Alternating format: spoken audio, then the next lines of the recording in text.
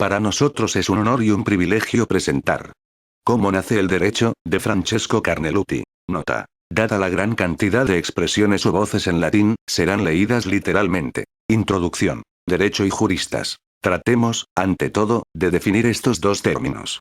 En forma aproximativa, se entiende, como conviene para tener un punto de partida. Estoy seguro de que en la mente de mis oyentes la palabra derecho suscita la idea de ley. Incluso, la de esos conjuntos de leyes que se llaman códigos. Es una definición empírica, pero provisionalmente podemos aceptarla. Un conjunto de leyes que regulan la conducta de los hombres. Ya veremos cómo y por qué. Por lo demás, es la definición predominante, hasta ahora, también en el campo de la ciencia. ¿Y los juristas? Diríase que son obreros del derecho. También esto está bien. El parangón del derecho con una manufactura es cómodo y nada tiene de casual. Los juristas son los que fabrican el derecho. Obreros, bien está. Pero obreros calificados, y tan es así, que antes de fabricarlo, lo estudian. Lo estudian precisamente en la universidad. Basta, sin embargo, una mínima experiencia para demostrar que a fabricar el derecho concurren también obreros no calificados. En efecto, las leyes se hacen en los parlamentos, y hoy los parlamentos, más todavía con el sufragio universal, no le componen únicamente de juristas.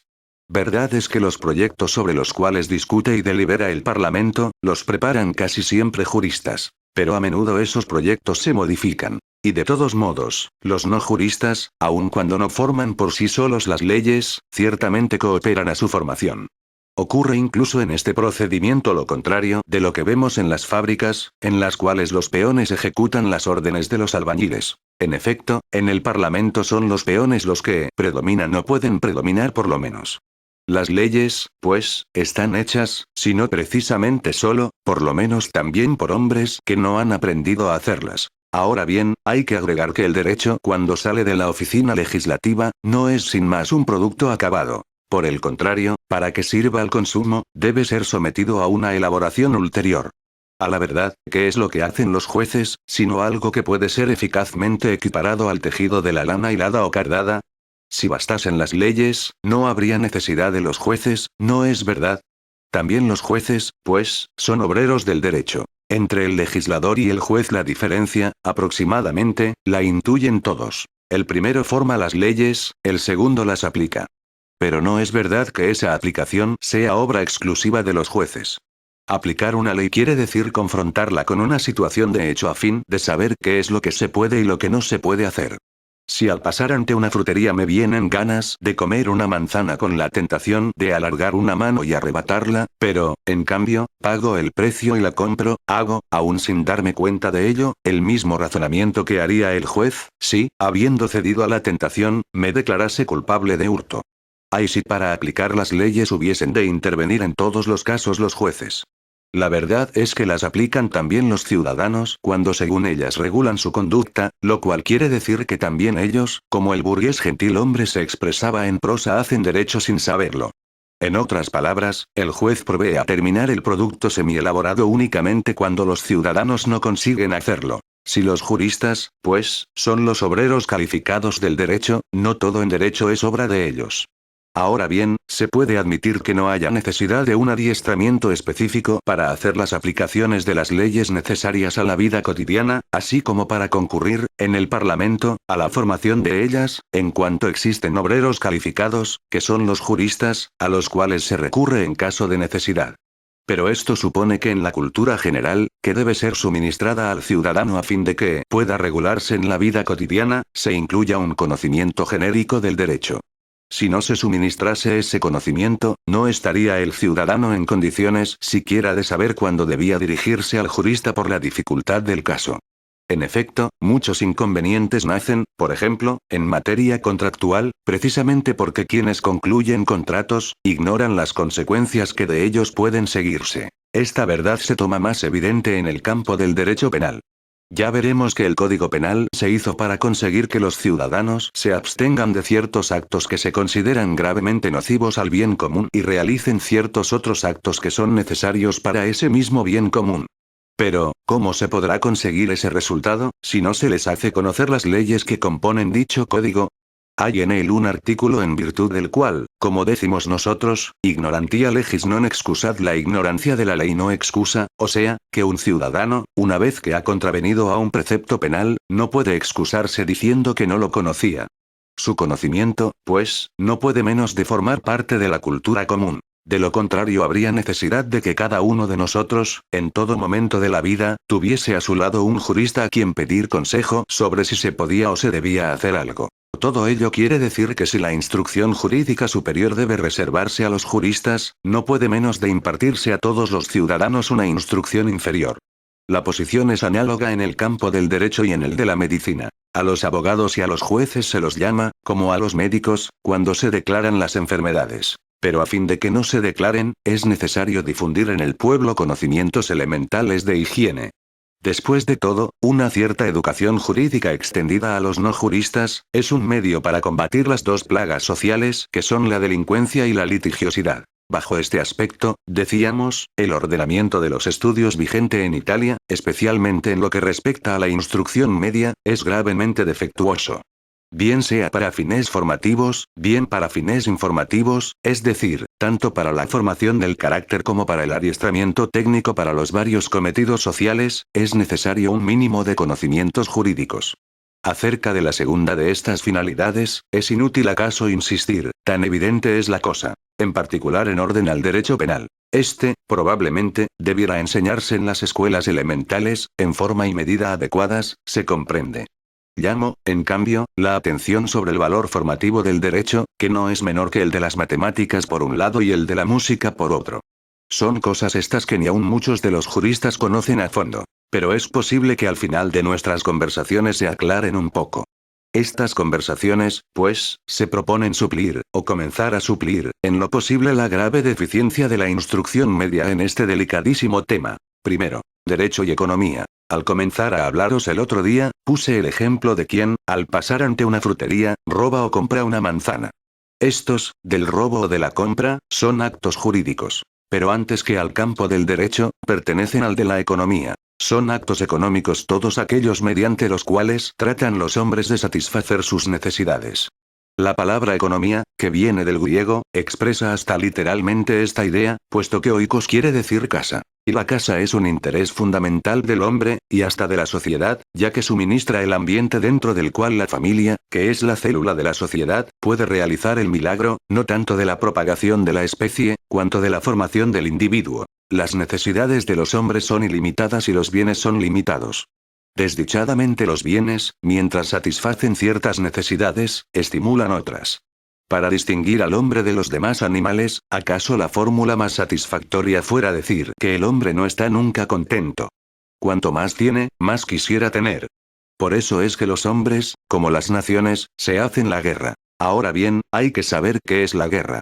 La idea que de ella tiene la gente, es por lo común burda y aproximativa. Tampoco la ciencia se cuida, por lo demás, de definirla exactamente. Quien habla de guerra, piensa en dos pueblos que se combaten con las armas. Esa es, diríamos, la guerra vista con el telescopio. Para comprender qué es la guerra, hay que emplear, sin embargo, también el microscopio. Vista de cerca, se advierte que el concepto de la guerra depende del concepto de la propiedad. También la propiedad es un fenómeno económico, antes que jurídico. Es singular que él también, como la economía, diga relación a la casa. En latín la voz correspondiente a propiedad es dominium, y dominium viene de domus, que quiere decir casa. El hecho económico es aquel en virtud del cual alguien, cuando ha tomado algo que le sirve para satisfacer una necesidad, quiere retenerlo para sí. El esfuerzo para tomarlo se prolonga en el esfuerzo para conservarlo. Se establece una relación física entre el hombre y el bien, el cual queda retenido bajo su dominio, es decir, en la esfera sometida a su fuerza física. Se advierte, en ello, una vinculación entre la casa y el cuerpo del hombre, que es lo que le pertenece antes que ninguna otra cosa.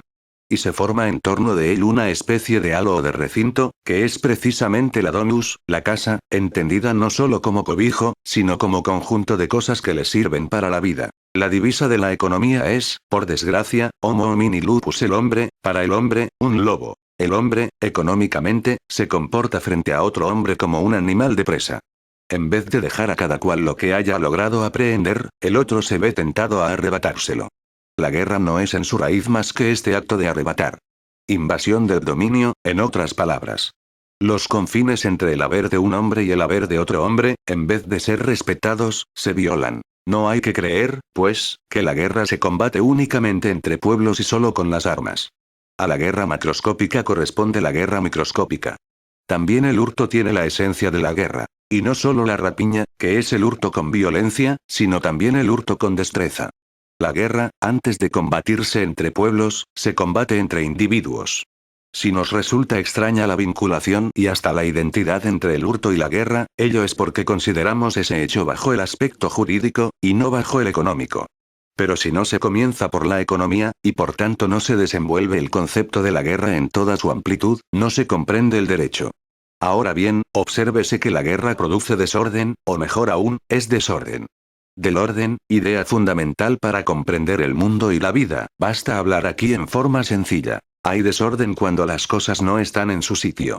¿Quién no sabe que la guerra se resuelve en el desorden? ¿Recordáis lo que era Italia hace poco menos de 10 años?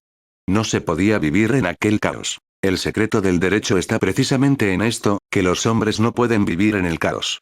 El orden les es tan necesario como el aire que respiran. Como la guerra se resuelve en el desorden, así el orden se resuelve en la paz. Los hombres se hacen la guerra, pero necesitan vivir en paz. La guerra, pues, no tanto termina con la paz, cuanto que tiende a la paz. Lo que pone fin a la guerra es el pactum. Y la raíz de pacto es pax.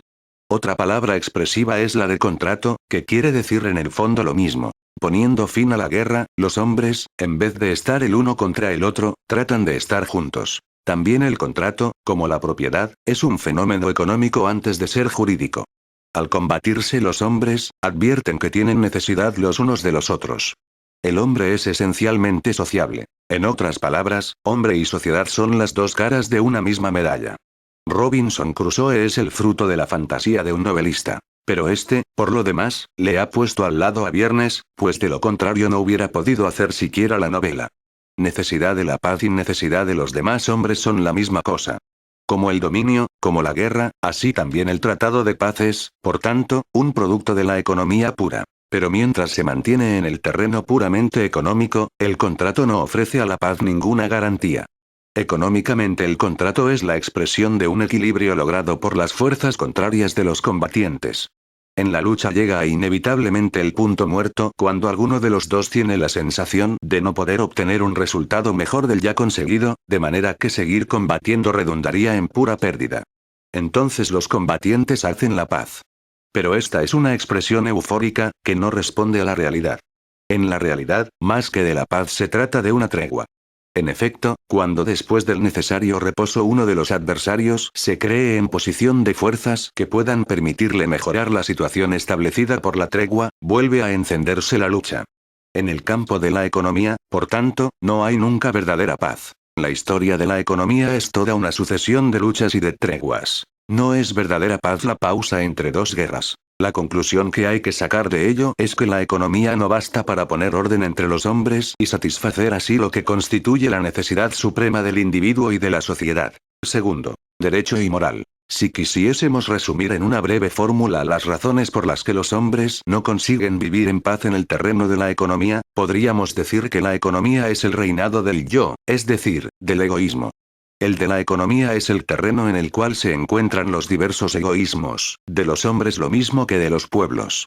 Por eso, en sí y por sí, es el reinado del desorden. Para poner orden en el caos económico y hacer de ese modo que los hombres vivan en paz, es necesario sustituir el egoísmo por el altruismo, el yo por el tú. Si la economía es el reino del yo, el reinado del tú es la moral. Kant ha hablado a este propósito del respeto. Pero la fórmula cristiana, incomparablemente más clara y vigorosa, propone el amor al prójimo como solución del problema. Es evidente que si quien tiene da espontáneamente a quien no tiene, amándolo como a sí mismo, y quien recibe se contenta con lo que se le da, porque también él responde con el amor, desaparece la guerra. Es evidente, asimismo, que cuando de este modo se componen por amor los conflictos de intereses entre los hombres, no hay lugar ya al empleo de la fuerza para constreñirlos. Por eso la moral, como reinado que es del amor, es también el reinado de la libertad. Todo esto es fácil de decir, pero cuando se trata de ponerlo en práctica, ixunt leones aquí hay leones. Cristo ha enseñado que el amor al prójimo y el amor a Dios se implican recíprocamente. Y de ahí que el amor al prójimo sea la perfección del hombre. Pero ¿cuánto es lo que se necesita para ser perfecto? Amar al otro quiere decir identificarse con él, poner al otro en el mismo nivel que a sí mismo. Y esto no puede menos de ser la meta de un recorrido, largo y duro, a la cual, salvo excepciones de ciertos caracteres privilegiados, los individuos, como los pueblos, no pueden llegar sino mediante un lento proceso de toda la vida, y entre tanto, la necesidad que ellos tienen de eliminar la guerra es inmediata.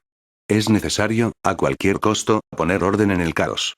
Si el amor no germina todavía en la tierra, hay que encontrarle un sucedáneo. Si quien tiene no da espontáneamente a quien no tiene, hay que constreñirlo a que dé. Preciso es inventar algo que consiga, respecto de la economía, los mismos efectos que la moral. Y si no son los mismos, paciencia, con tal de que puedan aproximársele. Ese subrogado de la moral es el derecho. Se tiene así un puente entre la moral y la economía, o se concluye una especie de compromiso entre ellas. Pero es cosa ya de explicar cómo puede ocurrir esto. Todos comprenden que acaece así. Si quien tiene no da a quien no tiene, antes de que se encienda la guerra entre ellos, es preferible que alguien quite a quien tiene para darlo a quien no tiene. Pero, ¿quién será entre tanto ese alguien? No hay respuesta si no se parte del hecho de que los hombres son distintos entre sí. Más o menos fuertes, más o menos jóvenes, más o menos inteligentes, más o menos hermosos, más o menos buenos. Y nunca es idéntica la medida del más y del menos. Hay entre ellos, incluso en las sociedades primitivas, individuos privilegiados. Y ellos ejercen naturalmente sobre los otros la función de jefe o de cabeza. Menemio Agripa, con su famoso apólogo, se aproximó a la verdad más de lo que él mismo y los demás creyeron. La sociedad tiene una cabeza por la misma razón por la que la tiene el cuerpo humano. La sociedad no es que se asemeje a un organismo viviente, es un organismo viviente. La sociología es un capítulo de la biología. La cabeza, entre otras cosas, ve y oye, mira y escucha. Es singular el parentesco filológico entre captuz y capio, de donde viene nuestro capire, captar o comprender. El jefe capta o comprende más que los demás, o mejor todavía, capta o comprende por los demás. Lo que la cabeza o jefe comprende es, sencillamente, que hay que eliminar la guerra. También su comprender es lento y fatigoso.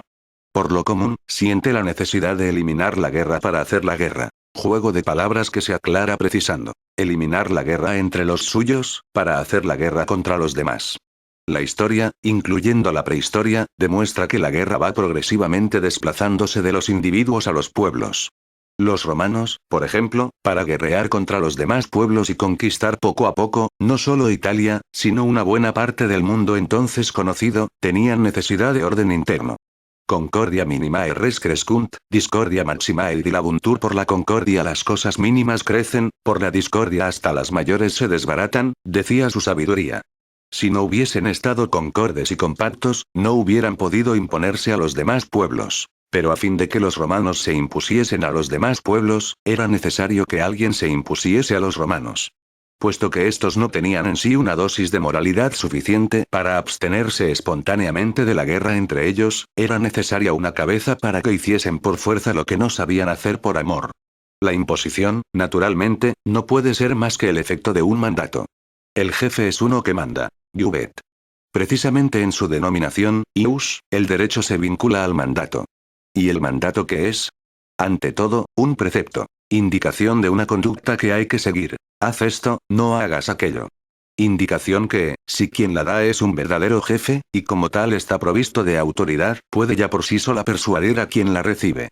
Pero cuando se trata de sus intereses, y sobre todo de los referentes al haber, no es fácil que un hombre se preste al sacrificio de abstenerse de procurar su satisfacción o por lo menos de limitarla. Por eso, el precepto, sí puede bastar, no siempre basta. Incluso las más de las veces no bastaría si no estuviese reforzado por una amenaza a la cual se da el nombre de sanción. Entonces pasa a ser un mandato. Si haces lo que yo te prohíbo que hagas, serás castigado. Si no das lo que te he ordenado que des, te será quitado.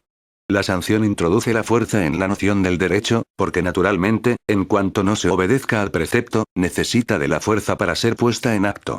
Este elemento de la fuerza constituye la verdadera diferencia entre el derecho y la moral, y de ahí la naturalidad del derecho en comparación con la sobrenaturalidad de la moral. Por eso el derecho nace bajo el signo de la contradicción. Se sirve de la guerra para combatir a la guerra. Para que el bandido no ataque al caminante, el carabinero ataca al bandido. Pero si el carabinero distingue el derecho de la moral, el uniforme distingue al carabinero del bandido. Precisamente porque el bandido hace simplemente economía y el carabinero hace en cambio derecho, enarbola el signo de su dignidad.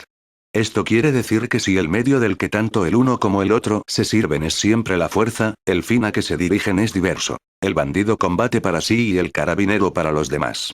El derecho es, pues, una combinación de fuerza y de justicia. Y de ahí que en su emblema se encuentre la espada al lado de la balanza. Tercero, el delito. El fin del derecho, decíamos el otro día, es eliminar la guerra.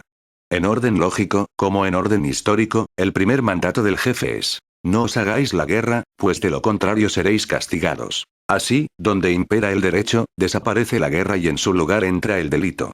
Esto no quiere decir que desaparezca de golpe el hecho al que se da el nombre de guerra, sino que cambia de nombre. Bajo el cambio del nombre está, naturalmente, una mutación radical de su valor social. Antes, se permitía hacer la guerra, y después se la prohíbe. Antes, quien la hacía era respetado, y después se lo desprecia. Antes, si había vencido, se le decretaba el triunfo, y después se lo pone en prisión. Antes el botín era suyo, y después se le arrebata. Esta es la razón de que hoy se hable de guerra solo entre los pueblos y no ya entre los individuos. La guerra entre los individuos ha pasado a ser un delito. El único residuo de la guerra admitido entre los individuos es el que toma el nombre de legítima defensa. Aún hoy, el que es injustamente agredido, puede oponer la fuerza a la agresión. La guerra, hemos dicho, es la invasión del dominio ajeno. Por eso las formas primordiales del delito son el homicidio y el hurto. Agresión al dominio en sus formas elementales. El cuerpo humano y las cosas. Bajo este aspecto los dos primeros preceptos jurídicos son: no matar y no robar. A estos preceptos va unida la sanción. Si matas o robas, te sucederá esto y aquello. ¿Pero qué le sucederá? Sucederán dos cosas. Primera, puesto que has robado, serás puesto en prisión. Segunda, la cosa robada te será arrebatada para restituirla a su dueño. A estas dos sanciones se les da el nombre de sanción penal y sanción civil, de pena y restitución. Así ha surgido el concepto rudimentario del delito. Un acto, esto es, un hecho voluntario del hombre, dañoso al orden social y por eso reprimido con la pena y con la restitución. El homicidio y el hurto, figuras originarias del delito, dejan traslucir en el delito el rostro de la guerra. Poco a poco, a medida que la sociedad se civiliza y, por tanto se organiza jurídicamente, van manifestándose otras formas de delito. Acrecentados en la sociedad el sentido y la necesidad del orden, se multiplican los preceptos penales y con ellos las figuras del delito. Cuando una determinada conducta se conceptúa tal que determine un desorden nocivo a la vida en común, se lo castiga con la pena. Esto explica el hecho de que en los códigos penales modernos las figuras del delito hayan venido a ser tan numerosas, que no sea posible enumerarlas aquí ni siquiera en sus más altas manifestaciones. Su estudio constituye objeto de una de las ramas principales de la ciencia del derecho, que se llama derecho penal. La evolución del ordenamiento jurídico es, precisamente, en el sentido del empleo de la pena a los fines de reprimir una variedad cada vez mayor de las llamadas conductas antisociales. Hasta cierto punto, este enriquecimiento de la flora penal corresponde a la línea de desarrollo del derecho.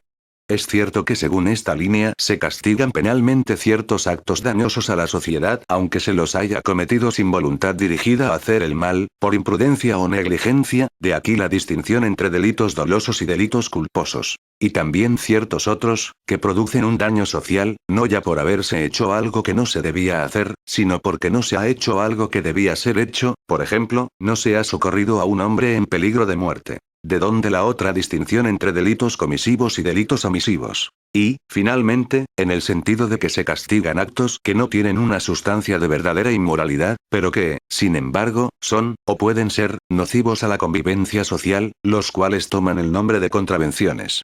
Es lícito, en cambio, dudar de que responda al desarrollo fisiológico del derecho la tendencia a reprimir penalmente ciertos actos solo por su oposición, no ya al orden social, sino a ciertas formas de ordenamiento político. Este aspecto de la evolución del derecho penal, por la cual se presenta el mencionado delito político al lado del delito común, aunque sugiera al estudio muchas reservas, va tomando hoy cada vez mayor consistencia, y representa acaso un síntoma alarmante de la degeneración del ordenamiento jurídico.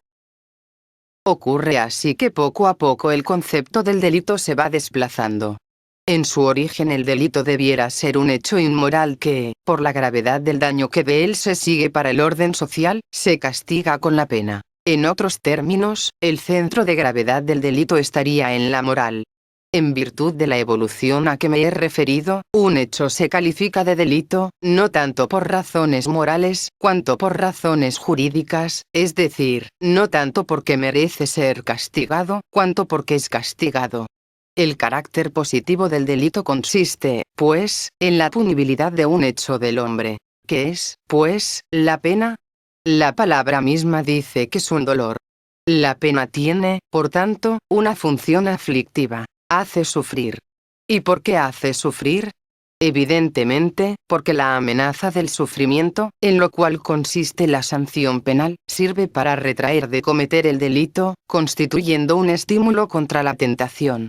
Se habla a este propósito de una función intimidativa de la pena, la cual sirve, por tanto, para la prevención de los delitos. Prevención, se dice, general y especial. General, en cuanto se dirige a los demás, los cuales, al ver castigado al delincuente, toman de ello un ejemplo saludable. Especial, en cuanto la experiencia del castigo enseña al castigado mismo a no reincidir. La pena, sin embargo, solo sirve para prevenir otros delitos. Hay quienes responden que sí. Es una de las más antiguas y más graves cuestiones la de saber si se castiga solo nepeccetur a fin de que no se peque o también quia peccatum est porque sea pecado, es decir, si la pena, además de la función preventiva, tiene también función represiva. Por lo común, los que afirman la función represiva la explican por la necesidad de retribuir el mal con el mal. Y de ahí que la función represiva se resuelva en la función retributiva, y se defina la pena como malum y passionis propter malum actionis, un mal que se sufre, por el mal que se ha hecho sufrir.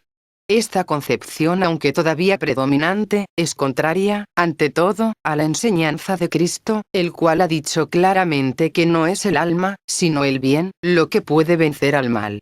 Su vicio lógico está en confundir el mal con el dolor.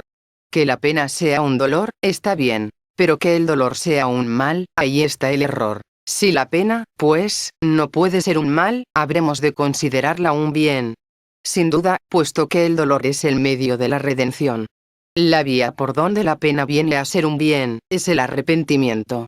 La función represiva de la pena se resuelve, pues, en la penitencia. Es esta una verdad intuida por quienes asignan al castigo la finalidad de la enmienda. Pero la intuición no se ha traducido todavía en acción. Nuestro sistema penal está dominado todavía por el principio de la retribución, que no es más que un residuo de la vindicta o venganza. En otras palabras, la pena es objeto de una concepción física, y no de una concepción espiritual. Bajo este aspecto, que es el más elevado, la ciencia, y más todavía la práctica del derecho penal, está todavía muy atrasada. Cuarto. La propiedad. El castigo del hurto implica el reconocimiento de la propiedad. En esta simple proposición se expresa el nexo y hasta la correlación entre el derecho penal y el derecho civil, los cuales son anverso y reverso de una misma medalla. Hemos dicho, en la lección segunda, que la propiedad nace, en el terreno de la economía, antes que el derecho. Pero en este terreno, su tutela se encomienda exclusivamente a las fuerzas del propietario. Si él no llega a defenderla, se le escapa la propiedad. Pero cuando quien se apodera de las cosas de otro es castigado, es decir, cuando se prohíbe el hurto, no es ya solo el propietario quien defiende su dominio, esto es, en primer lugar su casa. A la puerta de ella están los carabineros. Entonces la propiedad, de instituto puramente económico, pasa a ser un instituto jurídico, y hasta se convierte en un derecho. Aquí se presenta una especie de juego de palabras, acerca del cual es necesario que trate yo de ser claro. Hasta ahora, hemos llamado derecho al ordenamiento jurídico, es decir, al conjunto de mandatos que lo forman, o para hacerme comprender mejor, al conjunto de los códigos y de las leyes. Pero ¿cómo se puede llamar derecho, también a la propiedad? Esta especie de embrollo se explica tomando en cuenta las expresiones utilizadas por los romanos, que tuvieron un admirable sentido del derecho, y de los cuales, de todos modos, proviene nuestro pensamiento jurídico. Hemos visto que los romanos, para significar el derecho, decían ius. Lo hacían así porque el derecho se resuelve en un sistema de mandatos, ius sum, iuvere. Ahora bien, ¿en qué forma se ha hecho, en el derecho romano, el reconocimiento de la propiedad? El hurto no ha consistido en llevarse la cosa de otro sic et simpliciter, sino en llevársela contra la voluntad del propietario. Ello quiere decir que se atribuyó al propietario el poder de permitir o de prohibir que otro se apoderara de sus cosas, y por tanto un poder de mandato, el cual poder, precisamente porque se resuelve en un iuvere, mandar, se llamó ius. Si al pasar junto a una frutería tomo una manzana sin pagarla, soy culpable de hurto solo a condición de que el frutero no me haya permitido que la tomara. Quiere ello decir que la tutela de su propiedad depende de él, de su mandato, de su voluntad. Ahora bien, la entraña del derecho es siempre esa, ya que el mandato provenga del jefe, ya que el jefe reconozca en el súbdito el poder de mandar en orden a ciertos intereses suyos. La verdad es que, cuando el dominus prohíbe o permite a alguien entrar en su casa, hace derecho del mismo modo que lo hace el jefe cuando prohíbe el hurto o el homicidio. Hoy, a fin de evitar confusiones, se llama derecho objetivo al conjunto de los mandatos jurídicos, y en particular al conjunto de las leyes, y derecho subjetivo al poder de mandar en tutela de los propios intereses, reconociendo al individuo, y en particular al propietario. Espero haber llegado así a hacer comprender cómo la propiedad, de instituto puramente económico, ha pasado a ser instituto jurídico, y más en concreto aún, un derecho. En otros tiempos, si alguien quería entrar en la casa de otro, el dueño de la casa no podía contar más que con sus propias fuerzas. Hoy, cuando niega él el permiso y el otro insiste, puede llamar a los carabineros.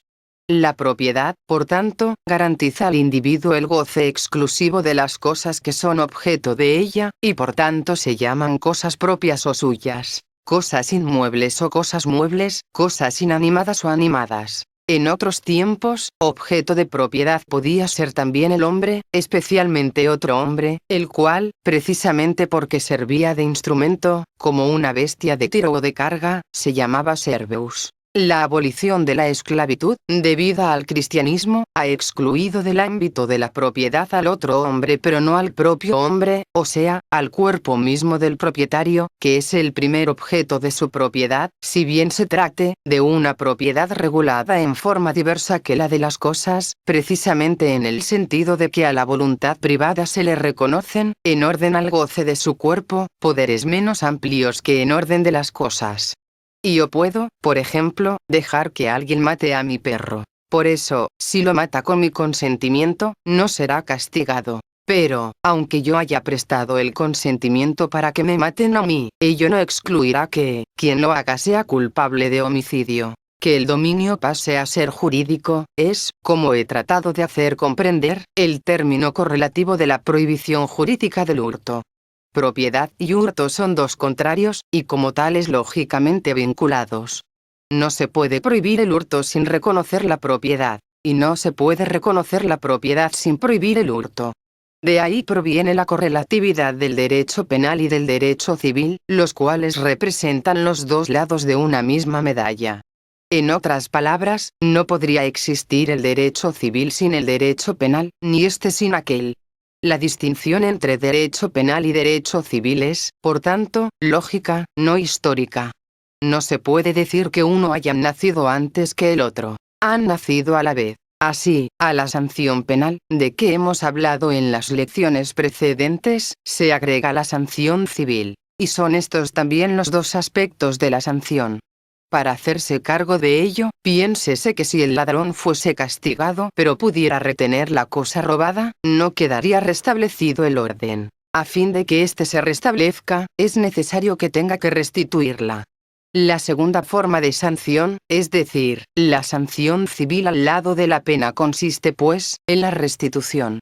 Los juristas dicen que mientras la pena tiene carácter aflictivo, el carácter de la restitución es satisfactivo, en cuanto ella satisface el interés que la transgresión del mandato había lesionado. Por ella recupera el propietario la cosa de la cual había sido privado.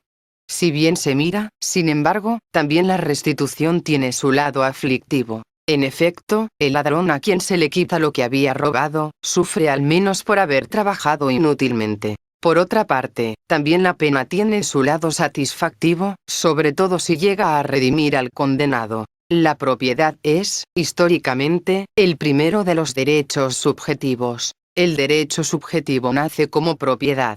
Pero a medida que progresa el ordenamiento jurídico, surgen otros derechos subjetivos, tanto en el ámbito de la propiedad misma como fuera de ella.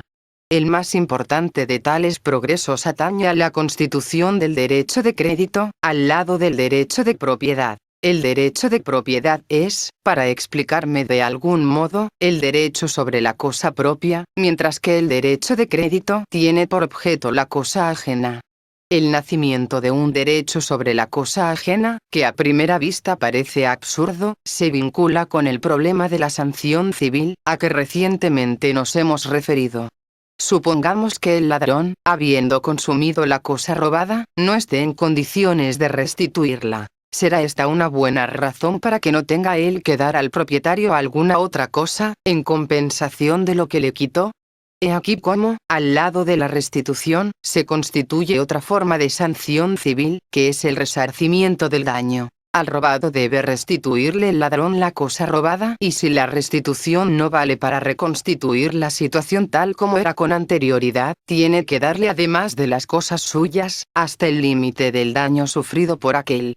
De ahí surge un derecho, no ya solo sobre las cosas propias, sino también sobre las cosas ajenas, al cual se da el nombre de derecho de crédito. Aquí está en germen un instituto jurídico que, con el progreso de la sociedad y la complejidad cada vez mayor de las relaciones económicas, ha asumido en el derecho moderno un prodigioso desarrollo, al punto de que la importancia del derecho de crédito ha terminado por sobrepasar hoy la del derecho de propiedad. Quinto. El contrato. El tercero de los institutos económicos, el primero hemos visto que era la guerra y el segundo la propiedad, que explican el nacimiento del derecho, es el contrato. El contrato, como el dominio, está lógicamente vinculado con la guerra. El dominio es un prius de ella, y el contrato es un posterius. El dominio la enciende, y el contrato la extingue. Los combatientes, cuando han llegado al punto muerto, tratan de asegurarse las posiciones conseguidas para el futuro. El victorioso, para garantizarse las ventajas de la victoria, y el vencido para protegerse contra pérdidas ulteriores. El contrato implica, pues, una proyección hacia el futuro. Tiene la finalidad de fijar para el porvenir ciertas posiciones actuales. Por eso es que implica una promesa recíproca, y la promesa es una declaración que se refiere al futuro. La promesa, a su vez, se funda en la fides, es decir, en último análisis, en la moralidad de la otra parte. Precisamente a reforzar esa confianza estaban dirigidas ciertas formas solemnes que en el derecho antiguo acompañaban al contrato. Por desgracia, decíamos, la economía es enemiga de la moralidad.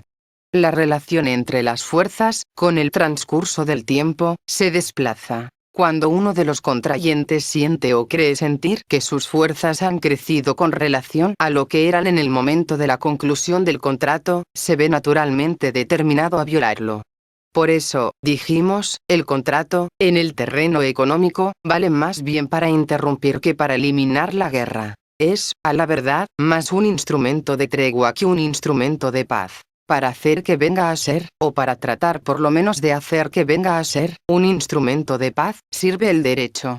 Del mismo modo que de instituto económico se convierte la propiedad en instituto jurídico, asume también el contrato eficacia jurídica. En otros términos, así como el mandato del jefe garantiza el dominio, así también garantiza el contrato. Uti lingua nunc pasit, ita ius esto, decían los quirites. Según las palabras que se han pronunciado, así es el derecho.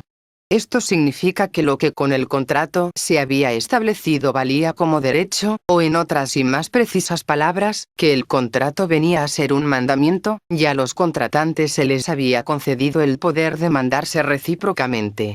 Póngase, pues, atención. El hecho de convertirse en jurídico el contrato no es más que un desenvolvimiento lógico de haberse convertido en jurídico el dominio. En efecto, ¿qué quiere decir que la propiedad ha pasado a ser un derecho? no es otra cosa sino que una persona tiene el poder de mandar acerca de sus cosas. Porque yo soy el dueño de ella, tengo poder de permitir o de prohibir que alguien entre en mi casa. Porque yo soy dueño de mi caballo, tengo el poder de permitir o de prohibir que otro haga uso de él. Si se lo permito, he ahí un contrato, al cual, según que el goce del caballo se consienta de precario o para siempre, le damos el nombre de comodato o de donación.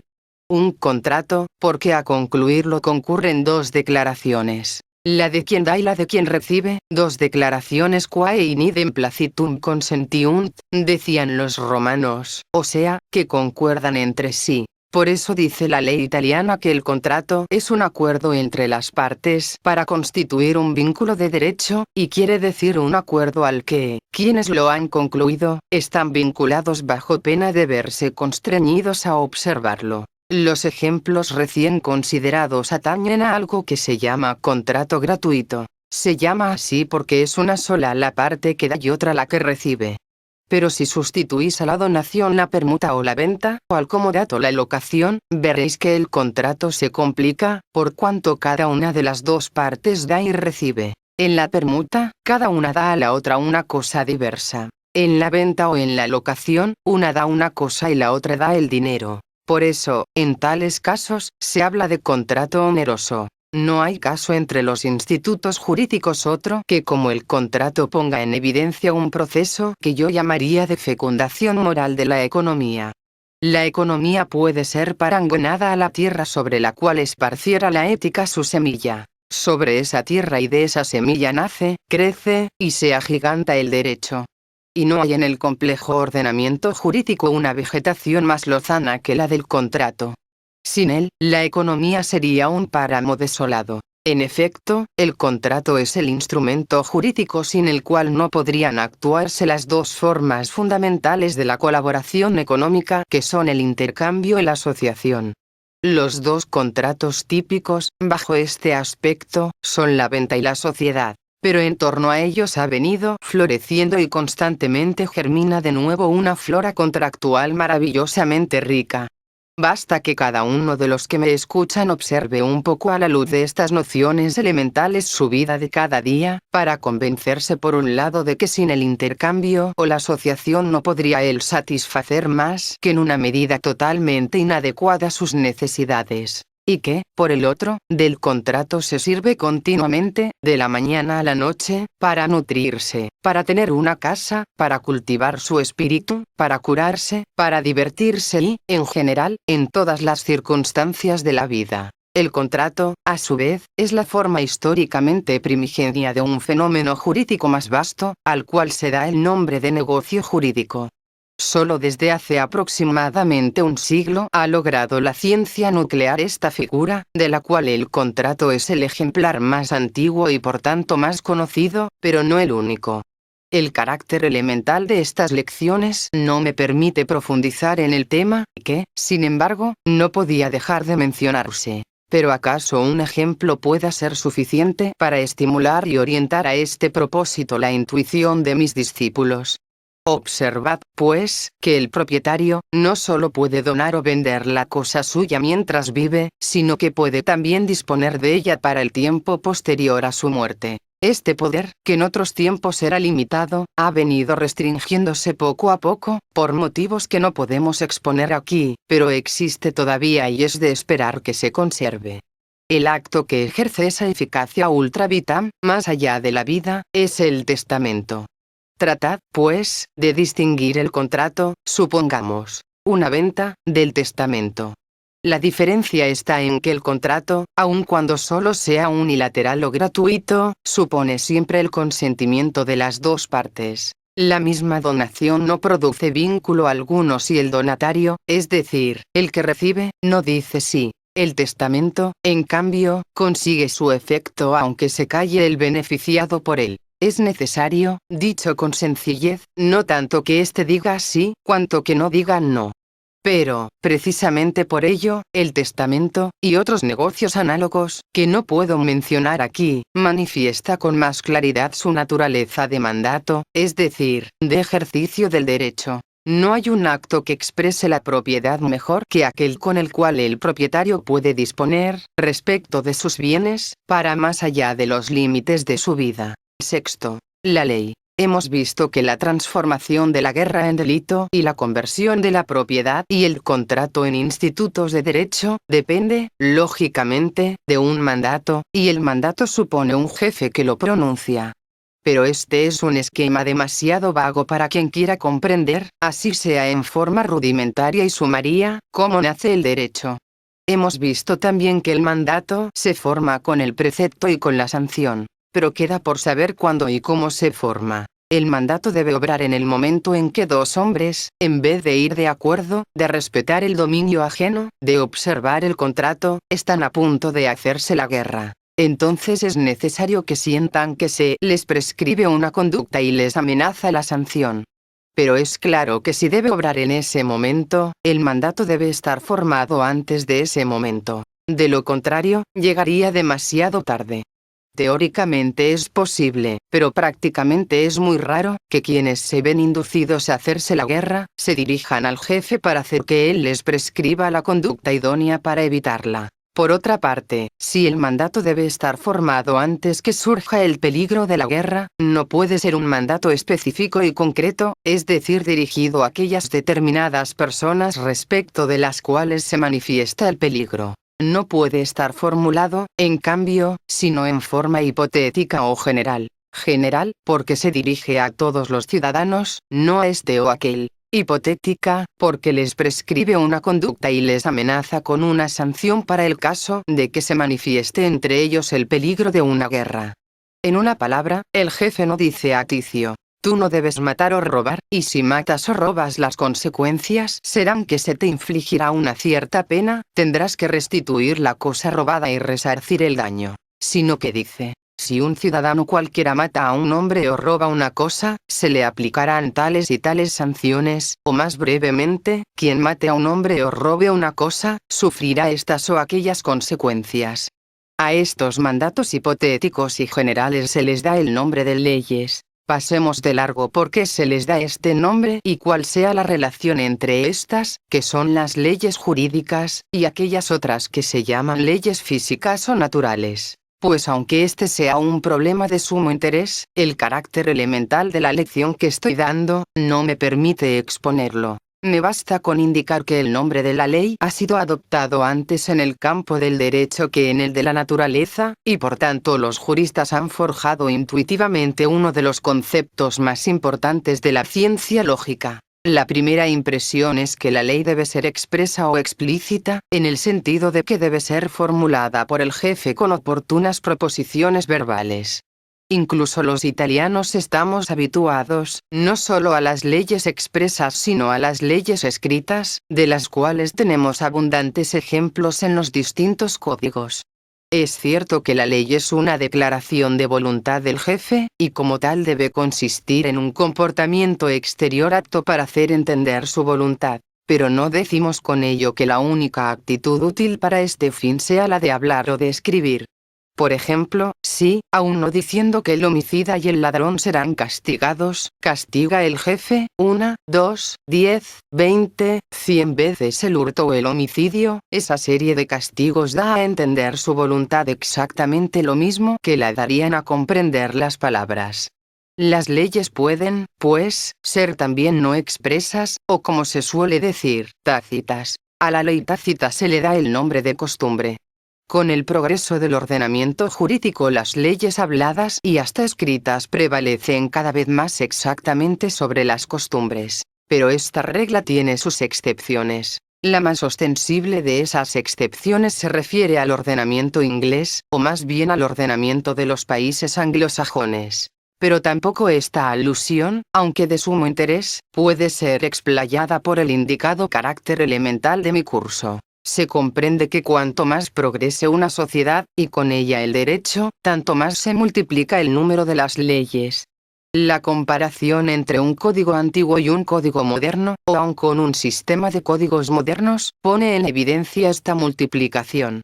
La legislación arcaica romana estaba contenida en las famosas 12 tablas. un monumento legislativo bastante anterior en un código babilónico que toma el nombre del rey Hammurabi, que vivió más de 2000 años antes de Cristo, y contiene poco más de un centenar de artículos. Si hubiésemos de contar, en cambio, los artículos de que se compone la legislación italiana actual, llegaríamos sin duda a centenares de millares.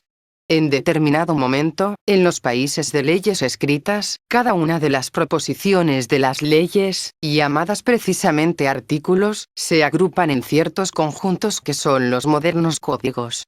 En Italia, actualmente, los códigos son 5. Código civil, código penal, código de la navegación, código de procedimiento civil, código de procedimiento penal. Pero esos códigos, hoy, no contienen ni aun siquiera la mayor parte de las leyes. Además de ellos hay una cantidad notabilísima de otras leyes que diríamos extravagantes. Son tantas, que a fin de facilitar su conocimiento y manejo, muchas de ellas están recogidas, por iniciativa privada, en otros códigos. Código del trabajo, código administrativo, código tributario, código sanitario, etc. Hasta cierto punto, esta multiplicación de las leyes es un fenómeno fisiológico. Las leyes se multiplican como los utensilios que nos servimos en nuestras casas o en el ejercicio de las profesiones. No se puede negar, sin embargo, que más allá de ese punto se verifica respecto de las leyes algo que se asemeja a la obstrucción de las calles de nuestras ciudades por el exceso de vehículos que las abruman. Se habla hoy, cada vez con mayor insistencia, de una crisis de la ley, como de uno de los aspectos más visibles de la moderna crisis del derecho. También este es un tema acerca del cual debo limitarme a una insinuación, ya que no podría ni extenderlo ni profundizarlo precisamente porque constituye uno de los problemas más graves que se presentan a la ciencia del derecho. Pero lo que no puedo silenciar es que los inconvenientes de la inflación legislativa no son menores que los debidos a la inflación monetaria. Son, como todos saben, los inconvenientes de la desvalorización. Por desgracia, lo mismo que nuestra lira, también nuestras leyes valen hoy menos que las de otros tiempos. Por un lado, la producción de las leyes, como la producción de las mercaderías en serie, se resuelve en un decaimiento del cuidado en su construcción. Pero lo más grave está en que al crecer su número, no consiguen llenar ya su función. Recuérdese que esta función consiste en dar a los hombres la certeza del derecho, es decir, en hacerles saber lo que deben hacer o no hacer y a qué consecuencias se exponen haciendo o no haciendo. A este fin es necesario que las leyes puedan ante todo ser conocidas. Pero ¿cómo hace hoy un ciudadano para conocer todas las leyes de su país? No ya el hombre de la calle solamente, ni aun siquiera los juristas, están hoy en condiciones de conocer más que una pequeña parte de ellas. El ordenamiento jurídico, cuyo mayor mérito debiera ser la simplicidad, ha venido a ser por desgracia un complicadísimo laberinto en el cual, a menudo, ni aquellos que debieran ser los guías, consiguen orientarse. Séptimo, el juicio. El problema del derecho, sin embargo, no se agota con la formación de los mandatos, y en particular de las leyes. En efecto, un mandato puede no ser obedecido. No es de creer, entre otras cosas, que cuando la guerra ha venido a ser un delito, quede eliminada sin más de la sociedad. La más elemental experiencia desmiente ese optimismo. Desde hace siglos y siglos la ley prohíbe el homicidio. Sin embargo, aun en un país civilizado como el nuestro, ¿cuántos homicidios se cometen todavía? Es claro, pues, que a la formación de las leyes debe seguir alguna otra cosa más. Por eso dijimos en la lección introductoria que las leyes son un producto jurídico semi-elaborado. Esa otra cosa no puede ser más que la puesta en acto de las sanciones. Si alguien mata o roba, debe ser encerrado en prisión. Si no restituye la cosa ajena, debe serle quitada. Si no paga su deuda, preciso es quitarle lo que sirva para satisfacer al acreedor. Se trata, en una palabra, de hacer que se ejecuten las leyes, después de haberlas formado. El concepto de la ejecución sugiere la imagen del carcelero, ya que no también la del verdugo o del oficial judicial, que desaloja de una casa a quien la ocupa sin tener derecho, o embarga y vende los bienes del deudor incumpliente. Pero un poco de reflexión advierte que la cosa no es tan simple, y que la ejecución no exige solo la obra de ellos. A alguien se le acusa de haber matado un hombre. ¿Pero será verdad? El dueño de una cosa sostiene que otro la ocupa sin título. Pero ese tal, las más de las veces, sostiene en cambio que lo tiene. El acreedor afirma que no ha sido pagado. Pero ¿y si mintiera? Cualquiera ve que, antes que el carcelero o el oficial judicial, entra en juego otra figura, el juez. Este es verdaderamente una figura de primer plano. Así, al lado de la ley, se pone el juicio como uno de los institutos fundamentales del derecho. En vez de juicio, la ciencia moderna gusta hablar de proceso. Sin detenernos acerca de la comparación entre estas dos palabras y de sus respectivos conceptos, para la exposición elemental que estoy haciendo se puede atribuir a una y otra el mismo significado. El proceso, pues, se divide en dos fases, que se llaman de cognición y de ejecución. Por otra parte, según la distinción entre derecho penal y civil, también el proceso se bifurca en proceso penal y proceso civil. Tenemos que detenernos un momento sobre la diferencia entre estas categorías. El proceso penal, como todos saben, sirve para comprobar y castigar el delito. Incluso, habida cuenta de las contravenciones, está mejor decir en general el reato. ¿Y el proceso civil? En el proceso civil vemos en discusión al propietario y a quien ha ocupado su fundo, o al deudor y al acreedor, o al esposo, que quiere separarse de su esposa, y a esta que quiere permanecer como tal. Y otros casos análogos. Según el modo de pensar común, el proceso civil sirve, entre dos litigantes, para dar la razón a quien la tenga. Esto quiere decir, en lenguaje técnico, para decidir una lite, es decir, un conflicto de intereses, en el cual uno de los dos interesados plantea una pretensión y el otro la resiste. El proceso de cognición, a su vez, según el significado mismo de la palabra, sirve para conocer, en materia penal, si uno ha cometido o no ha cometido un delito y, por tanto, debe o no debe ser castigado. En materia civil, quién de los dos litigantes tiene razón y quién no la tiene. Finalmente, con el proceso de ejecución se tiende a poner en práctica la ley, esto es, a modificar las cosas de la manera que quiere la ley. Pero eso a diferencia del proceso de cognición, que se resuelve en un decir, ius dicere, según la fórmula romana, de donde el nombre de jurisdicción, el proceso ejecutivo culmina en un hacer, ius facere. Podríamos decir, el proceso de cognición se cierra con la sentencia, la cual no es más que un conjunto de palabras. El proceso de ejecución, en cambio, retiene encerrado en la cárcel al condenado, arroja del fundo al ocupante abusivo, toma los bienes del deudor y los convierte en dinero para entregarlo al acreedor. El juicio sugiere naturalmente la figura del juez, en quien la ciencia del derecho reconoce cada vez más el órgano elemental del derecho.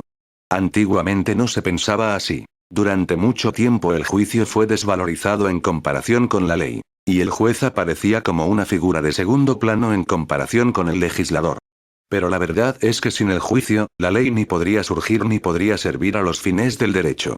Históricamente el juicio es anterior a la ley. El jefe se afirma como juez antes que como creador de leyes. La formación primigenia de las leyes es la costumbre y esta supone una secuela de juicios. Por otra parte, sin el juicio la ley sería un mandato incumplido y a menudo inactivo. Cuando la ley dice, por ejemplo, quien ha contraído una deuda debe pagarla, cualquiera de nosotros, para saber si tiene o no la obligación de pagar, tiene que verificar si ha sido contraída por él o no una deuda. Y esta verificación se hace a veces pronto. Pero no pocas veces presenta, en cambio, notables dificultades, ya que no siempre las leyes son fáciles de interpretar ni los hechos fáciles de comprobar.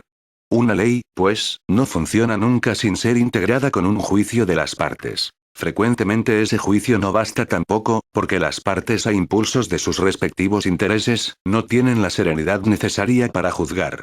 Entonces, en lugar de la parte, actúa el juez, cuya sentencia integra la ley en el sentido de que transforma el mandato abstracto y general de la ley en un mandato concreto y particular. La ley dice, quien mata a un hombre debe ser castigado. O bien, quien ha contraído una deuda, debe pagarla. Y el juez, habiendo verificado que Ticio ha matado a un hombre o ha contraído una deuda, dice, tú Ticio, debes ser castigado o tienes que pagar tu deuda. Por lo demás, no solo de la ley, sino también de la sentencia, se puede decir que no es un producto jurídico acabado, esto es, sin metáforas, que no basta para conseguir los fines del derecho. A este fin, no es menos necesario el proceso ejecutivo que el proceso de cognición.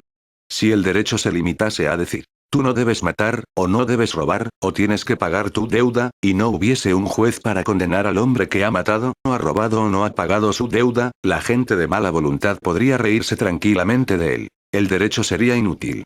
Pero esto ocurriría también si después de que el juez ha condenado al homicida o al ladrón o al deudor incumpliente, no hubiese alguien que ejecutara físicamente la condena y detuviera al ladrón o al homicida y los retuviera en prisión, o quitara la cosa debida de las manos del deudor. Por tanto, no solo es necesario el proceso, en general, a fin de que se forme el ordenamiento jurídico, sino que esta necesidad se refiere, no exclusivamente a la llamada cognición, sino también a la ejecución forzada. Tan solo de este modo la realidad del derecho responde a su concepto, en el cual, como dijimos, se contiene, desde luego la balanza, pero también la espada. Octavo. El Estado. Hemos visto que el derecho sirve para ordenar la sociedad. La idea del orden se resuelve en la idea de la estabilidad. El caos es esencialmente inestable. Entre la sociedad en desorden y la sociedad ordenada hay la misma diferencia que entre un montón de materiales y un edificio. Un edificio tiene el carácter de la estabilidad. Estable es algo que está. Por eso la sociedad jurídicamente ordenada se llama Estado. La idea del derecho y la idea del Estado están, por tanto, íntimamente relacionadas. No hay Estado sin derecho ni derecho sin Estado. Por lo demás, Estado y derecho no son la misma cosa, como algunos han enseñado, con un error análogo al de quien confundiese el cuerpo con la vida. Otro error es el de creer que el derecho nace del Estado, como si del cuerpo naciese la vida. El parangón nos lleva, en cambio, a comprender que no ya del Estado deriva el derecho, sino del derecho el Estado. El Estado, esto es, la estabilidad de la sociedad, es un producto, y hasta el producto del derecho. He parangonado hace poco, a fin de hacerme comprender, el Estado a un edificio. Pero el parangón solo en parte es exacto. En efecto, el edificio es inmueble y el Estado se mueve. Una sociedad que no se mueve está fuera de la realidad. En la realidad la sociedad y, por tanto, el Estado, están en continuo movimiento. El Parlamento legisla, los tribunales juzgan, absuelven o condenan. Los ministerios, las prefecturas, los municipios, administran. Los ciudadanos contratan. A todo ello suele llamársele la vida del Estado. Mucho mejor que a un edificio el Estado se asemeja a una máquina. Pero tampoco esta es una asimilación feliz. En efecto, la máquina no se mueve por sí sola. Y el Estado sí. A la máquina, la fuerza que la hace mover es exterior. Al Estado, es interior. Más que un mecanismo, el Estado, es, pues, un organismo. Preciso es meditar acerca de esto. La meditación puede acaso ayudarnos a comprender mejor cómo nace el derecho. El Estado, tal cual hoy lo vemos, es un organismo inmenso. No hay probablemente ninguna máquina física tan extensa y complicada. Hemos hablado hasta ahora, entre otras cosas, del jefe como si fuese una sola persona. Tal era, en efecto, en los estados pequeños, en los albores del derecho. Hoy, en los grandes estados modernos, el jefe ha venido a ser un órgano extremadamente complejo, del cual la persona del rey o del presidente de la república no es más que una pequeñísima parte. Juntamente con él lo componen, en el sentido de que concurren a formar los mandatos jurídicos, innumerables, otras personas, desde los ministros hasta los jueces y desde los diputados hasta los electores. Viene a la mente uno de esos árboles seculares que alzan atrevidamente la copa hacia el cielo. Pero también un árbol semejante era en algún tiempo una semilla. Y en esa semilla está el secreto de la vida. ¿Cuál será, pues, la semilla del Estado? Prima societas in coniugio est, la primera sociedad está en el matrimonio, ha dicho Cicerón. Coniugium, de coniungo. El matrimonio, en el lenguaje romano, lleva el signo de la unión. Hombre y mujer. De un hombre y de una mujer nace otro hombre. Este no es un hombre cualquiera, sino aquel hombre en que se han fundido los caracteres de los dos progenitores. Eterum duo in carne una, y serán dos en una sola carne. Los descubrimientos de la genética eran necesarios para interpretar esta frase admirable del maestro. La familia es verdaderamente la célula de la sociedad. La célula, como enseñan los biólogos, es el elemento simple de todo organismo. En ella se encierra el misterio de la vida. Derivan de la célula, además de los organismos individuales, también los organismos sociales. Ella resulta siempre de la unidad de dos elementos, el masculino y el femenino. De la célula se engendran otras células. La familia es así. Ni la generación podría ocurrir sin un tercer elemento, al cual los biólogos, mejor, los citólogos, que son los estudiosos de las células, han dado el nombre de membrana celular. Trasladado el concepto al terreno sociológico, a la membrana celular corresponde la domus, la casa. Una especie de tabernáculo, dentro del cual se cumple el prodigio de la generación.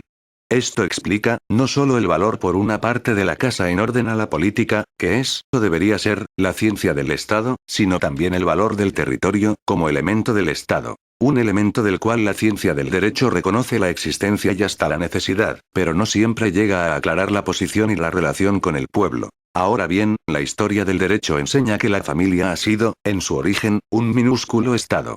Un Estado monárquico por excelencia, dominado por un rey o por una reina, según las dos directivas del patriarcado o del matriarcado. Los historiadores del derecho, especialmente del derecho romano, han comprobado este carácter político de la familia. Después el Estado ha ido creciendo poco a poco. La familia, la gens, la ciudad, polis, son las primeras fases del desarrollo. Después el Estado se agranda todavía. No es necesario remontar mucho hacia atrás en la historia para tener la prueba de esta evolución que se encuentra al alcance de la mano en los últimos siglos de desarrollo de la historia italiana. Pero lo que se debe tener bien en la mente es que si la evolución agrega progresivamente algo a lo que antes existía, lo que antes existía no deja por eso de existir. Quiero decir que las unidades menores no desaparecen porque se formen unidades mayores. La familia está comprendida, pero no absorbida, en la gens o gente. Y lo mismo la gente en la tribu o en la ciudad. E igualmente, la ciudad en la provincia, en la región, en el estado. Estado se llama, necesariamente, la unidad superior. Pero las unidades inferiores, si cambian de nombre, no pierden ni la estructura ni la función. Hay que hacerse cargo de esta verdad para comprender la estructura, o más bien la naturaleza, del Estado. La pretensión, entre otras cosas, de negar la familia para afirmar el Estado, es una de las más insanas aberraciones que puedan adoptarse en la historia del pensamiento humano. Sin la familia, el Estado no puede vivir, como no se podría construir un edificio si se disgregasen los ladrillos con que se lo construye. Un Estado sin familia es absurdo, como un cuerpo humano sin células. Así como la salud del cuerpo humano depende de la permeabilidad de las células al misterioso flujo vital, así también la salud del Estado depende de la cohesión de la familia, es decir, de la circulación del amor entre sus miembros. El Estado es verdaderamente una universitas, lo cual quiere decir la versión in unum, la reducción a unidad de los hombres que lo integran. Ahora bien, esa reducción se opera a través de una serie de estructuras progresivas, cuyo estudio es, o debería ser, el cometido principal de la sociología. El Estado no se comprende si no se hace uno cargo de su complejidad, y hasta de su complicación. Hasta ahora no se ha conseguido un pleno conocimiento de esto, no ya solo por el pensamiento empírico, ni siquiera por el científico. Por lo común, tenemos del Estado un concepto más bien parcial que inexacto, en el sentido de que comprendemos en él solo algunas de las estructuras que realmente lo componen. Así pensamos, cuando se habla de él, en el presidente de la República, en el gobierno, en el parlamento, en los tribunales, en los municipios. Pero no, por ejemplo, en la familia y tampoco en las asociaciones, sociedades, consorcios, sindicatos, en su variedad siempre creciente. El hecho es, sin embargo, que aunque esas estructuras no estuviesen comprendidas en el Estado, no formarían parte de él tampoco los ciudadanos. Los cuales ciudadanos, si se deben comprender en él, no pueden estar comprendidos en una singularidad abstracta de ellos, sino en la variedad y complejidad real de los grupos de que forman parte. Noveno. La comunidad internacional. En la última de nuestras conversaciones, tratando de delinear el concepto de Estado, vimos que éste va desarrollándose en el tiempo, al punto de poder asimilarse a una planta cuyo minúsculo germen fuera la familia, pero que creció después hasta llegar a obtener hoy las dimensiones de un árbol secular. Sería cosa de estudiar ahora ese desarrollo, sobre todo con el fin de saber si su dimensión actual corresponde a la madurez, o si por el contrario, se puede prever, y hasta qué límite, un ulterior futuro de él. La fase actual del Estado se define con la fórmula del Estado nacional.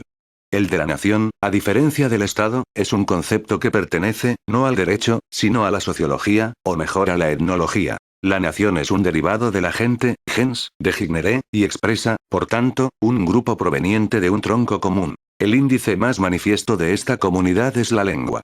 Poco a poco, a través de los movimientos y agitaciones de la historia, ha venido el Estado asentándose sobre la nación, en el sentido de una coincidencia de los límites del uno y de la otra.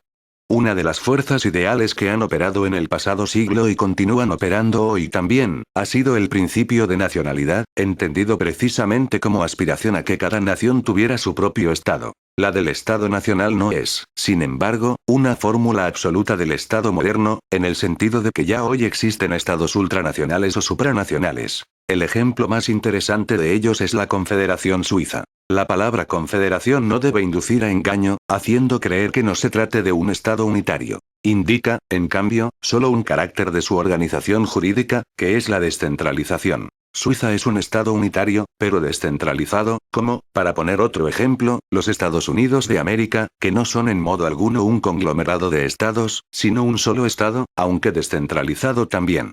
La presencia de estados plurinacionales estimula, pues, por lo menos, la duda sobre si la fase nacional del Estado puede considerarse como la última del desarrollo del Estado. En otros términos, si la progresiva expansión de los ordenamientos jurídicos debe detenerse en los confines de la nación. La solución negativa de esta duda parece implícita en la existencia del llamado derecho internacional. Una existencia hoy en día conocida aún de quienes solo están provistos de una cultura elemental. Hoy todos saben, si bien sea a grosso modo, que han existido y existen tratados de paz, tratados de alianza, convenciones internacionales, sociedades y organizaciones de naciones, y oyen calificar esos fenómenos con la fórmula de derecho internacional. Pues bien, sí, según hemos visto en las lecciones pasadas, Estado y derecho están íntimamente relacionados, al punto de que no puede haber Estado sin derecho, ni derecho sin Estado. Al derecho internacional debería corresponder el Estado internacional. Pero la fórmula misma de Estado internacional agrava en vez de resolver la duda. Si el Estado existe, está sobre sus súbditos, y no entre ellos. En efecto, el derecho postula el mandato, y el mandato supone un mandante y un mandado.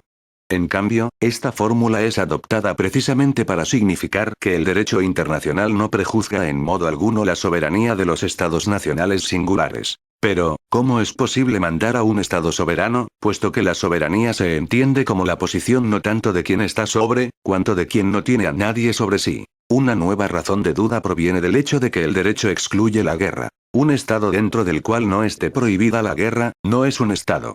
Ahora bien, el llamado derecho internacional, si trata de moderar la guerra, no la prohíbe. Sin embargo, no existe una norma de este derecho según la cual el hacer guerra esté calificado de delito. La conclusión que hay que sacar, en términos simples, es que hasta ahora el Estado supranacional está en vías de construcción. Hay algunos ejemplos parciales de superación del límite nacional, pero son todavía demasiado pocos para poder sacar de ellos la seguridad de que esa superación esté en vía de extenderse, y menos aún de que se pueda llegar a aquel tipo supremo de Estado supranacional que sería el Estado mundial. Por tanto, el llamado derecho internacional no es todavía verdadero y propio derecho, como lo es el derecho interno. Es un derecho que se está haciendo, no un derecho ya hecho. Un feto, no todavía un recién nacido. Por eso la experiencia de este hacerse, tal como se está realizando ante nuestros ojos, es preciosa a fin de que podamos percatarnos de cómo nace el derecho. El derecho y el Estado supranacional no han nacido todavía porque, por una parte, la guerra entre los Estados nacionales no ha venido a ser todavía un delito. Y los tratados concluidos por ellos no han adquirido todavía la verdadera y propia eficacia del contrato. Sin embargo, si hubiera de hacerse una previsión, esta sería prudentemente favorable al movimiento hacia la que hoy se llama la comunidad internacional. Será un movimiento lento y fatigoso, que no podrá realizarse más que por etapas. Una de esas etapas es la que se está tratando de realizar ante nuestra vista con la Constitución de los Estados Unidos de Europa.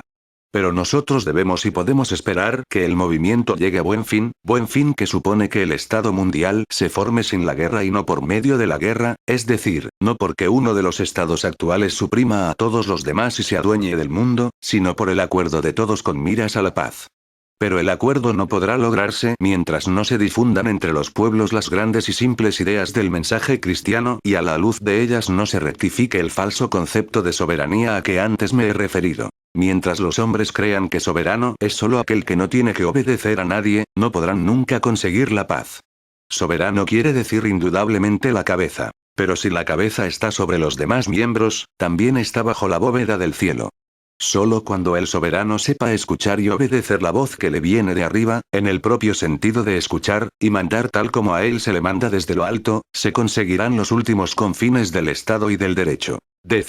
La jurisprudencia. Hemos visto en estas conversaciones, nacer el derecho de la semilla de la moral caída en la tierra de la economía. Nacer y crecer hasta convertirse en un árbol majestuoso. El fruto que ese árbol está destinado a producir, se llama justicia. No podría cerrar yo el breve curso sin tratar de orientar también acerca de ese aspecto del problema el pensamiento de mis oyentes. Hay árboles estériles y árboles fecundos. ¿De qué depende la fecundidad de nuestro árbol secular? A este fin es necesario ante todo que nos entendamos acerca del concepto de la justicia. No hay duda de que derecho y justicia no son la misma cosa. Hay entre ellos la relación de medio a fin. Derecho es el medio, justicia es el fin. El producto suministrado por las oficinas del derecho es bueno o malo según que sirva o no sirva a la justicia. Pero, ¿cuál es ese fin? Los hombres tienen sobre todo necesidad de vivir en paz. La justicia es la condición de la paz. La paz, dijimos al principio, no es la tregua. La tregua es efímera, la paz es duradera. La paz es un estado del alma que extingue el deseo de mutación. In mane vinus optime, aquí permaneceremos óptimamente, podría ser su divisa. Los hombres consiguen ese estado de ánimo, cuando hay orden en ellos y en derredor de ellos. La justicia es conformidad con el orden del universo. El derecho es justo cuando sirve realmente para poner orden en la sociedad. Si pensamos que orden, de ordior, nacer, se resuelve en el principio y el principio es Dios, el derecho será justo cuando obedezca al querer de Dios. Este es un resultado que los hombres no logran sin trabajo. El trabajo necesario a este fin se parece al trabajo del labrador. Todos saben que no basta con dejar caer la semilla sobre la tierra para que nazca el grano. La tierra debe ser arada, abonada, rastrillada, etc. Para ello, como lo dije en la conversación introductoria, están los obreros del derecho. Así, la conversación introductoria se coordina con la conversación conclusiva. Todo trabajo exige una técnica, y hasta la constituye poco a poco. La técnica es el conjunto de las reglas que la experiencia enseña que deben ser cumplidas para que el trabajo produzca un resultado útil. Técnicos se llaman los que conocen esas reglas y saben aplicarlas precisamente en orden a la técnica. Se distinguen los obreros calificados de los no calificados, según la mayor o menor cantidad de técnica que posean. Así se explica por qué el cultivo del derecho, a medida que se desarrolla, exige un gran número de técnicos que presten su obra, formación y aplicación de las leyes. Las figuras más conocidas, pero no las únicas, de técnicos del derecho, son los jueces y los abogados. A medida que el derecho crece, su técnica se hace cada vez más complicada. El crecimiento del derecho se explica por la cada vez mayor complejidad de la economía. Una diferencia entre la ética y la economía está precisamente en que mientras la ética es sencilla, la economía es compleja. La ética, después de todo, se reduce a un principio. Los romanos habían formulado 3. Honeste vivere, neminem laedere, suum cuique tribuere, vivir honestamente, no hacer mal a nadie, dar a cada cual lo suyo. Pero el cristianismo ha reducido la Trinidad a unidad con la que los teólogos llaman la regla de oro: haz a otros lo que quisieras que te hiciesen a ti. Pero cuando se trata de aplicarla a la economía, esa regla se despliega en una infinidad de normas particulares. Es como un rayo de luz que a través de un prisma de cristal se descompone en colores. Esto explica por qué el principio ético, que es siempre uno, según la diversidad de las gentes, de los tiempos y de los lugares, engendra normas jurídicas, no solo radicalmente diferentes, sino hasta opuestas. Los escépticos se aprovechan de ellos para hablar de una relatividad de la moral. Pero de ese modo confunden la moral con el derecho o con la costumbre. La semilla es siempre la misma, pero según la calidad del ambiente, de ella germinan plantas diversas. De la técnica, en un cierto momento de su desarrollo, nace la ciencia, cuando los hombres no se contentan con sacar de la experiencia las reglas que hay que seguir para conseguir un cierto resultado, sino que tratan de indagar el porqué, y esa indagación llegan a sistematizarla, es decir, a estudiar sus relaciones y a extraer sus principios. La ciencia, en comparación con la técnica, es tardía. Así ha ocurrido que, mientras la técnica del derecho, especialmente entre los latinos, es antiquísima, la ciencia de él es, en cambio, relativamente moderna, no cuenta todavía, a lo más, 2 siglos de vida. Y en algunos países, especialmente los anglosajones, menos aún. En la ciencia del derecho los italianos tienen hoy una incontestable primacía. Habiendo importado en un principio la ciencia francesa y después la ciencia alemana, han superado rápida y decididamente a sus maestros, en forma que hoy el pensamiento científico italiano se exporta a todos los mercados jurídicos del mundo. Pero la ciencia no basta para garantizar la adecuación del derecho a su fin, es decir, para conseguir la justicia. Probablemente ninguna ciencia, ni en el campo de la naturaleza, es suficiente para hacer conocer la verdad. De todos modos, esta insuficiencia, de la cual muchos naturalistas no se han percatado todavía, se ha manifestado antes que en ningún otro sector en orden al derecho. La verdad es que la ciencia obra sobre los materiales de la técnica, que son las reglas o las leyes inferidas de la experiencia. En una palabra, la ciencia no es más que un desenvolvimiento de la técnica. Ahora bien, los juristas han advertido muy pronto que la ley, justa para la gran mayoría de los casos agrupados en una categoría, termina, en cambio, en algunos casos en un resultado injusto. El divino maestro, queriendo precisamente persuadir a sus discípulos de que si la ley es necesaria, no es en cambio suficiente, adoptó el ejemplo de la ley mosaica, que impone la abstención del trabajo en día sábado, pero si en día sábado, dijo él, cae una oveja en la olla y el pastor, fiel a la ley, no hace por salvarla, ¿no es eso una injusticia? Con esto quería hacer que atendiesen, no solo al valor de la regla, sino también al de la excepción. Se comprende inmediatamente la importancia de la excepción en el campo del derecho, puesto que éste gobierna la conducta de los hombres y cada hombre es a la verdad una excepción. Los animales están hechos en serie, pero no los hombres. No hay entre los hombres un único, como lo ha creído cierta filosofía, ya que cada hombre es único, en razón de la libertad, que lo hace semejante a Dios. Los animales caminan sobre los raíles del instinto, pero el camino del hombre no es obligado.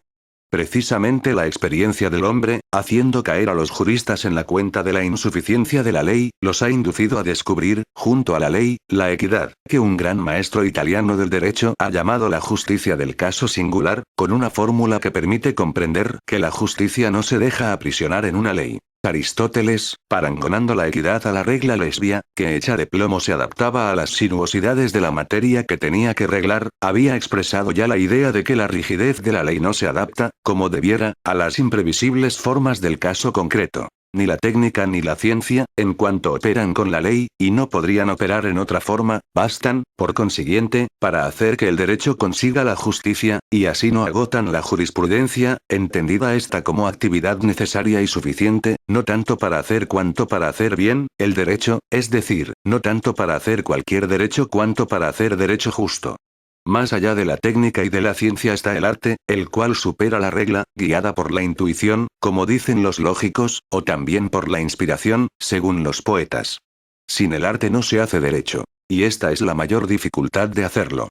De ello fueron conscientes los romanos, el pueblo que, entre todos los demás, realizó las obras más altas en el campo del derecho, ya que uno de ellos lo definió ars bonietae arte de lo bueno y de lo justo, y otro explicó la jurisprudencia como divinarum ad que humanarum rerum y notitia conocimiento de las cosas divinas y humanas. Es sorprendente que ni el uno ni el otro hubiera confundido la jurisprudencia con la ciencia de las leyes. En una de las dos definiciones campea el concepto de la equidad en lugar del concepto de la ley, y en la otra la mención de las cosas divinas al lado de las humanas trae al pensamiento el divino maestro, quien después de haber afirmado la insuficiencia de la ley, agregó que por encima de la ley está Dios. Por eso, si una elemental cultura de derecho es necesaria a todos los ciudadanos a fin de que puedan colaborar al orden social, deben ellos saber asimismo que, también en ese campo, como en todo otro, la necesidad se resuelve en la insuficiencia.